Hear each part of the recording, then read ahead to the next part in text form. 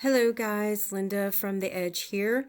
Today's video we are going to go over some basic transactions in QuickBooks.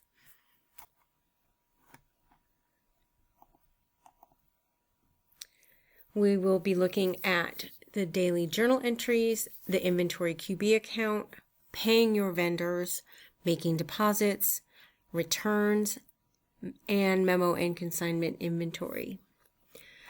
So after your initial posting, you will see that a journal entry has been created for each date for which you have transactions in the Edge, from the starting date to the point at which you posted. It is recommended that you post daily. However, you can post for multiple days and you will still get a journal entry for each day. If you post multiple times in a day, you will get a journal entry for each post for that day. Remember, the more transactions you have, the longer the posting time.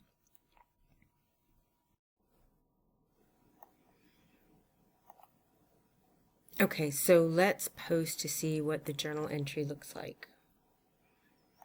Coming over to the Edge, we're going to go to Administrative,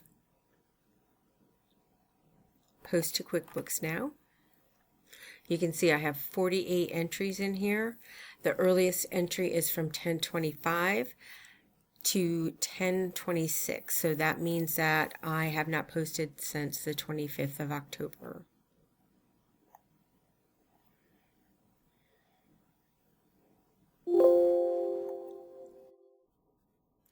So once I have posted, I like to take a look at the GL report.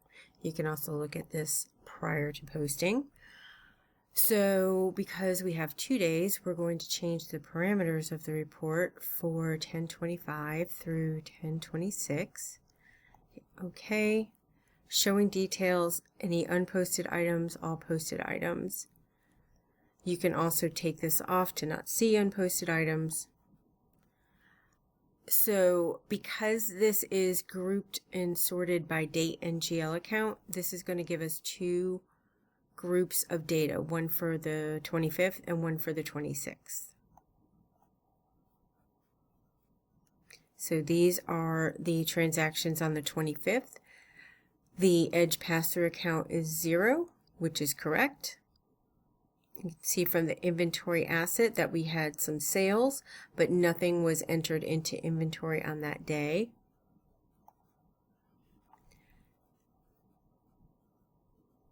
Showcase sales of $24,000. Special order and memo sales, special order deposits came in, store credits, and here's our undeposited funds. So this is what should have hit our bank account, is $25,000.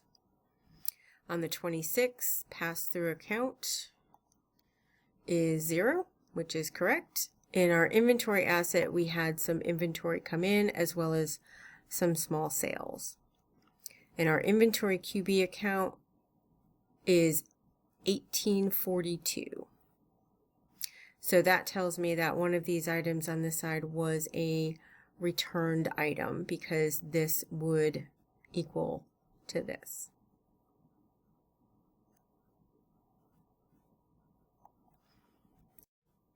Now coming over to QuickBooks, we can see in our inventory QB account we have 1842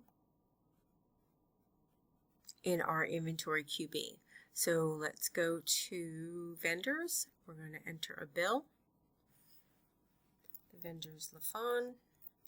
Invoice date 10/26/2022.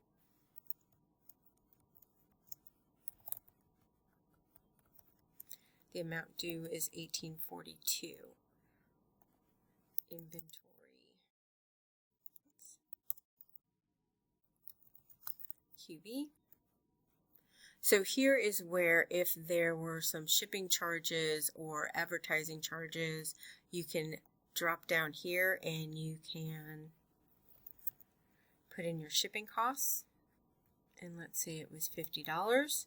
So this is going to now be $18.92. But you'll see that this will go to your expense. However, it won't affect your inventory QB account, and it will clear it out. So when we hit save and close, oops,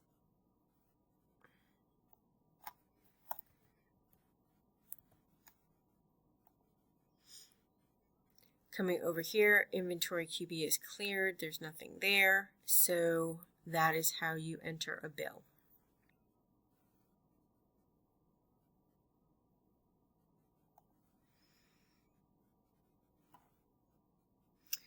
Okay, so a return to vendor is similar to the inventory QB account.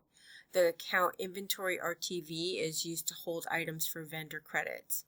So this function will only work if the item is returned using return to vendor under the supervisor menu in the item. When an item is returned using the return to vendor function, a credit to inventory and a debit to inventory RTV will happen.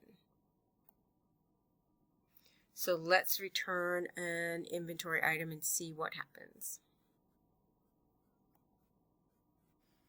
So we go into inventory, items, find, hit OK, and we will just pick an inventory item to return.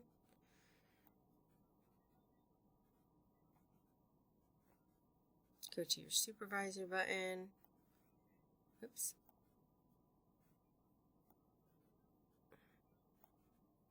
And return to vendor.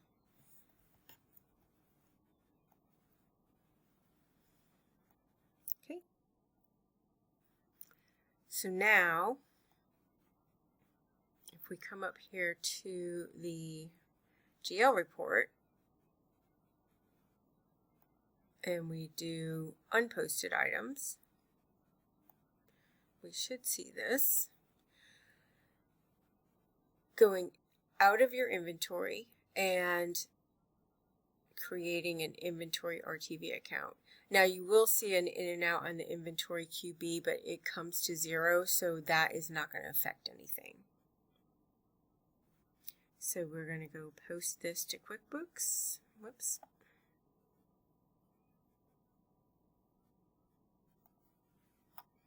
We have 2 items. Close that. Coming back to QuickBooks.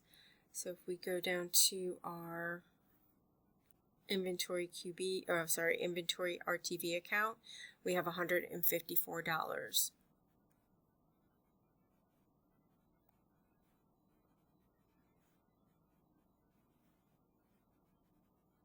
And we have $154 here.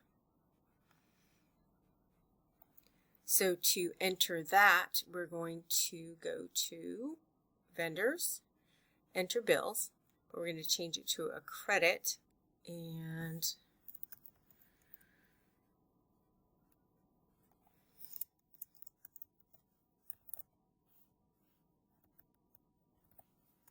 the credit amount is $154. And here we're going to put this to inventory RTV.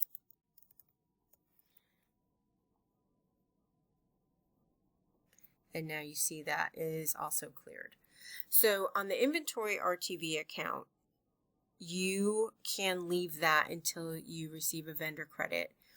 Some people go in and enter a bill to clear that automatically just because it's one of the accounts that we say you should always have that at 0. However, I would recommend that you don't clear that account or the inventory QB account until you actually receive an invoice.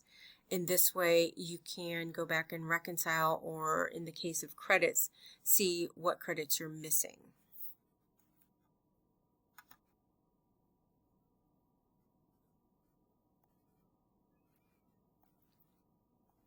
Okay, so deposits. Monies received in the Edge will show up in your undeposited funds account. When you click on Make Deposits, any transactions received from the Edge but not yet deposited will show up in the Payments to Deposit window, which is here. So you can see here, there are both cash and credit card deposits on this listing. Obviously, cash and check deposits are going to be made separately from Visa and MasterCard and Amex account. So as you know, credit cards don't always post on the same day. Some processors post things separately from Amex, you can have all of your Visa and MasterCard on one, and then have your Amex post separately.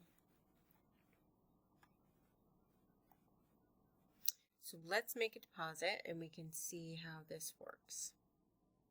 So you go to banking, make deposits, and as you can see, we have a bunch of deposits here. So we have all these cash deposits. So if you go to the bank every single day and you make cash deposits, then you can do it on each day that you do it. If you go to the bank once a week and make your cash deposits, you can cash them all at one time. So you'd have $1,300 for this week. Now here again, you can see if you have a credit card processor that does American Express separate from your Visa and MasterCard, you may end up having to do this deposit by itself for Visa and then this American Express by itself. But just for the sake of argument, let's just say that these two Visa cards posted, we have a total of $24.79. We come in here, we see our deposit is here, $24.79. We can change the date back to the 14th, assuming that it posted the following day. You hit save and close, it's going to your operating account, and you can make your deposit. So now when we look at our undeposited funds account, it has reduced by the $2,700.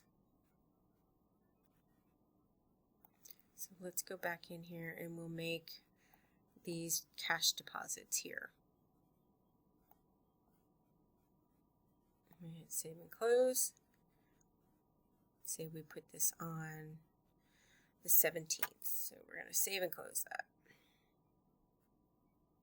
And again, our undeposited funds has reduced by that amount.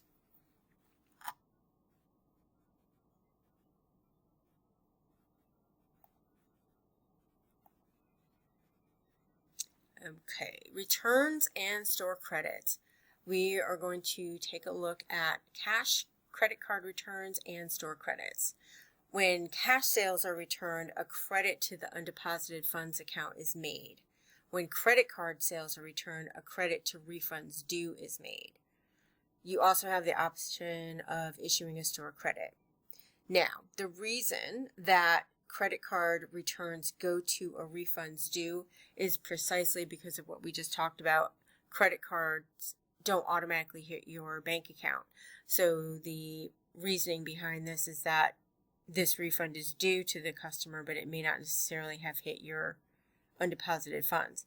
The other reason is that QuickBooks does not allow for negative deposits to be made. So if you have a refund hit your undeposited funds, such as the case with cash returns, you have to deal with it a little bit differently. So let's do a few returns and see what we need to do to handle those in QuickBooks. Actually, let's go to the POS.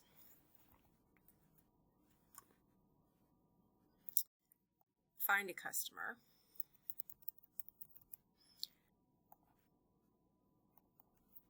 So when we get a customer's record pulled up and we hit return adjust, it automatically brings up all of their purchases.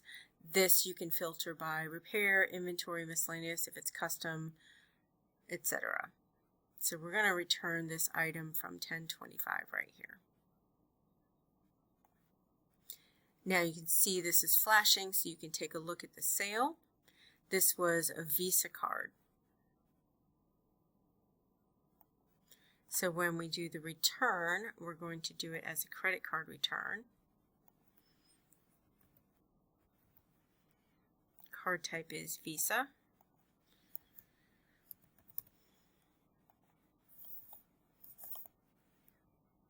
And OK. Then we are going to see the return total of $489.21. We hit done. and here's our return receipt. So now when we go over to the edge, hit Administrative QuickBooks, Post to QuickBooks, hit OK, and then we'll come into QuickBooks and we'll take a look down here in our liabilities. And in our refunds due, we have $489.21. So how do we clear this since it didn't go into make deposits? We're going to use a journal entry to clear this out. So you go up to Company, Make Journal Entries, and we're just going to assume that this hit our bank account.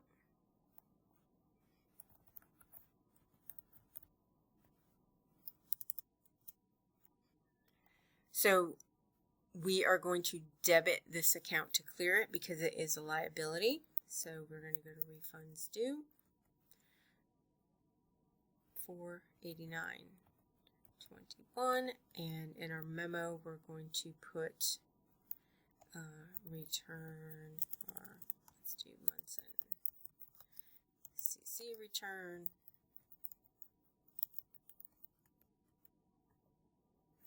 and then we're going to go to our bank account. So here we're crediting our bank account because we're taking money away. So you hit Save and Close, and our refunds due is now cleared.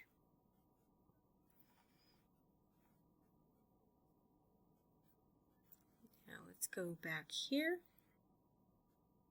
go to the point of sale, and we will find another customer.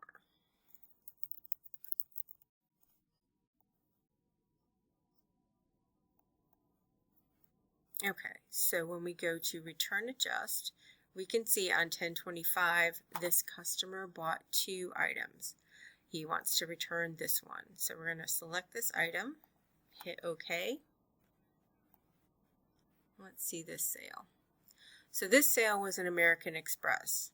So just for the sake of argument, let's say that you have a 90-day return policy, and this is 4 or 5 months later and he wants to return it.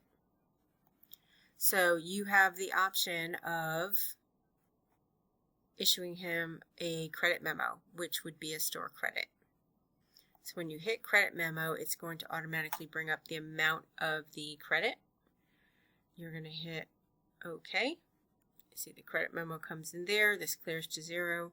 You hit Done. Here's his return receipt, credit memo granted.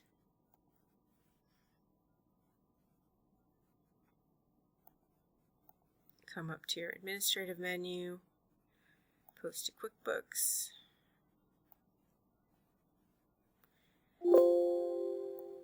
Now, just as a note, since this was a question I got in one of my live webinars, the only reason I'm posting so much is to show you the transactions. You do not have to post after each transaction. Okay, so coming over to our QuickBooks, you can see our store credits, and we currently have store credits of $15.95.34. But if we drill into that, you can see this is Mr. Henderson's credit of $164.84. So now,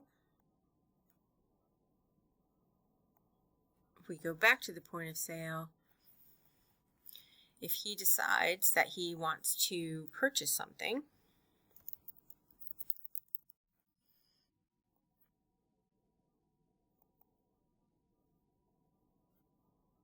I'm going to sell an item.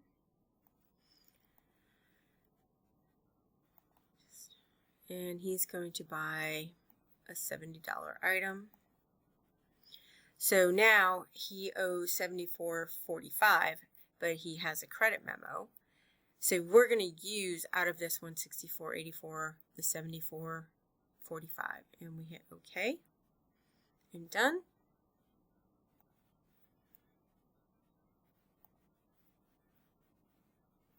There's our return receipt, and we go over here, post that over to QuickBooks.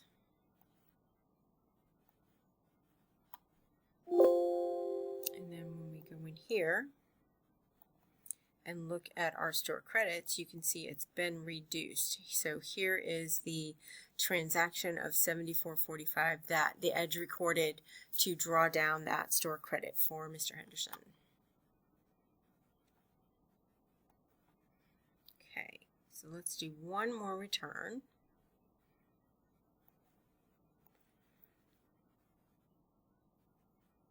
And this is going to be a cash return.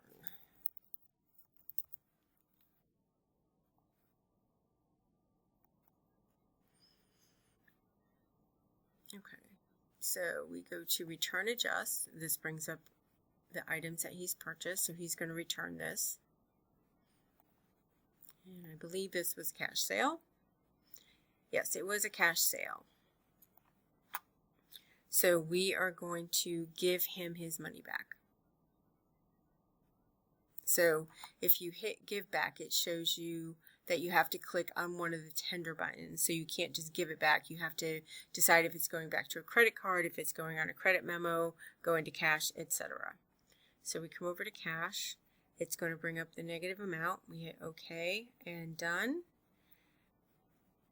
And there's his return receipt showing cash returned.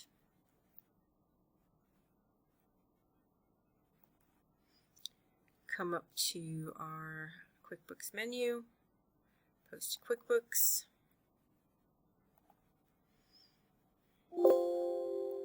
And when we come back over here and we look at our undeposited funds account, you can see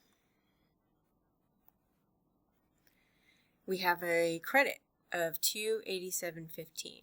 So here's what happens with that. When you make a deposit, it'll come up and you see there actually is a cash amount in here. So if we chose these two together, we have $287.15 negative plus $10,000. As long as this subtotal is positive, QuickBooks will let you deposit that. However,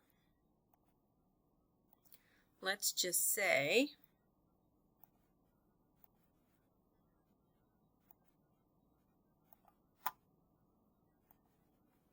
we don't have any cash deposits to put that against. So you're going to make deposit, you have this one cash sale. You can't put it against any of the credit cards because then it won't balance, but now we have a negative deposit and we can't do it. So we clear this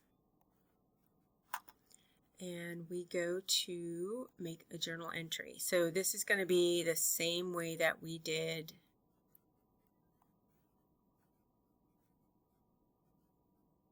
the RTV. I'm sorry, the refunds due. So we go to make journal entries.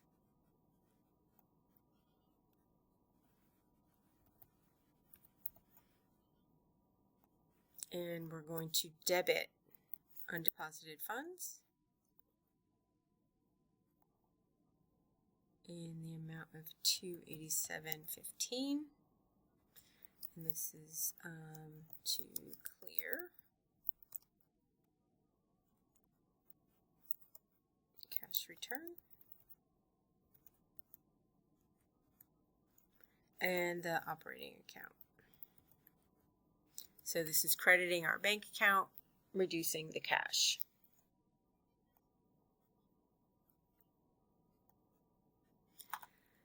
So now when we go up to make deposits, you can see that we have a journal entry in here. So if we click on both of these, it clears to 0 and it'll take it. So there's a couple of things that you can do on this journal entry. When you have money in your register, if you count that register money as separate, you can always set up a bank account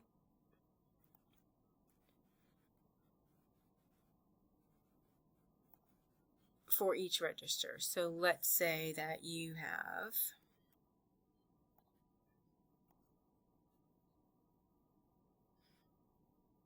We're going to call it bank, and we're going to call this cash drawer number 1. So you can say if you always have $300 in here, then you can set up an opening balance.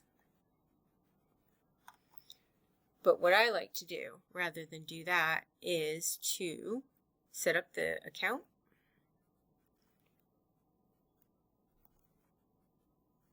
go to banking, and transfer funds.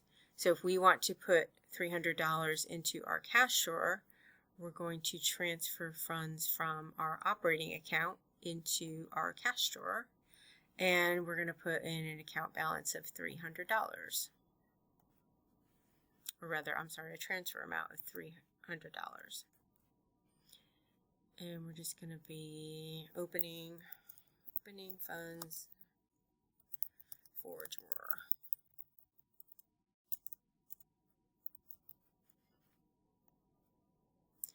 So now when you do that journal entry, if you took that money out of the register, you can always change the journal entry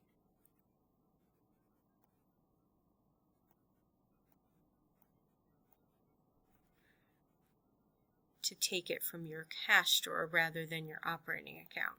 So this way it still clears out of your undeposited funds, but now you know that your cash drawer is down $287.15, and then you can determine, do you need to put more money in there from your bank account, or do you have enough cash in the drawer to cover that?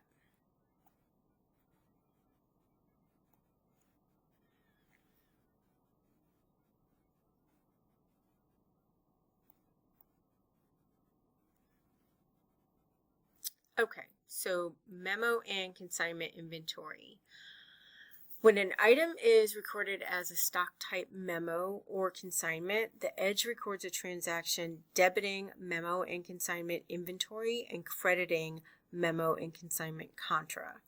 These accounts are held under the parent account non-owned inventory, and they should always net to zero.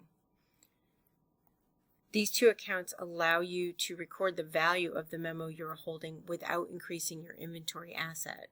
When a memo or consignment item is sold, the inventory and contra account entries are reversed. The cost of goods is recorded and a payable is created.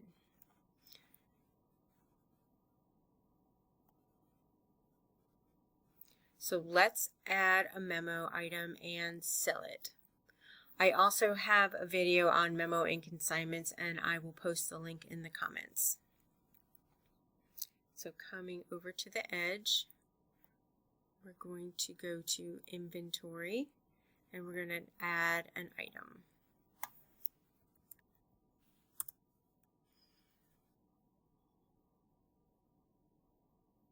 So the vendor is going to be Abbott Jewelry Systems.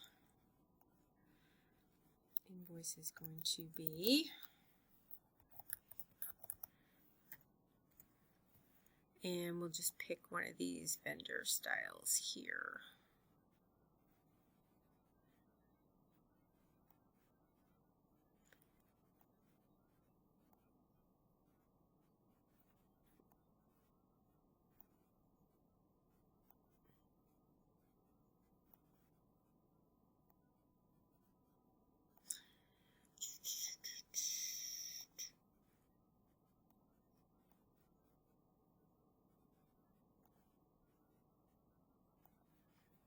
Okay, I'm going to allocate this if you are in a multi-store.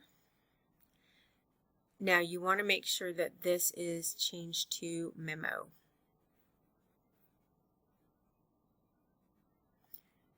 And you can always put in your location if you wish to, showcase, put in your style, description, what have you. Okay, so now we have this item in stock as a memo item. So if we go to the POS,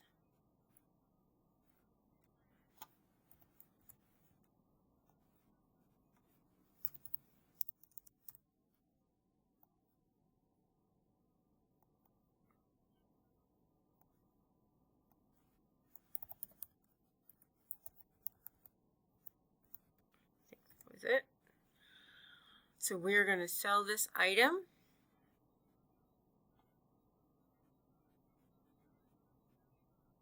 And we're going to do crash just because why not?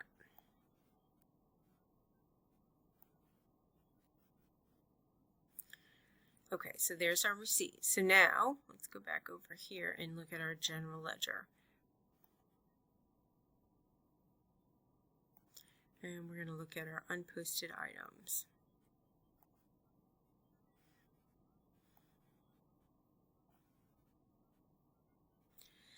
So as you can see, when we entered the item, it debited our memo and consignment inventory right here. And then it credited memo and consignment contra. And this is our added 1027. When we sold it, it reversed this entry. But also, it created an entry for memo payments due. So now we know we owe $175,000 to this vendor for memo.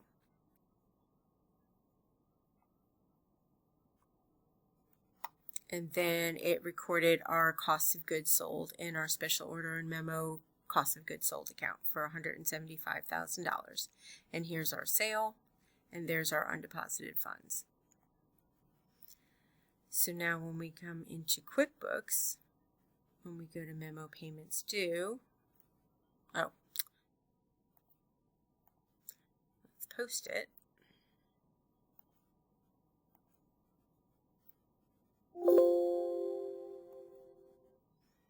Then we go into QuickBooks, and our memo payments due is now $179,000.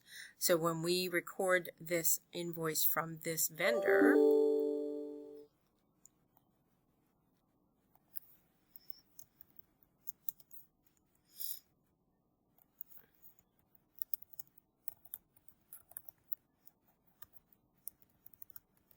we are going to put this one to the memo payments due category.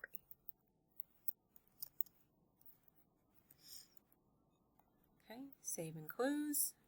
You can see that it entered the bill and it has reduced this back to $4,000.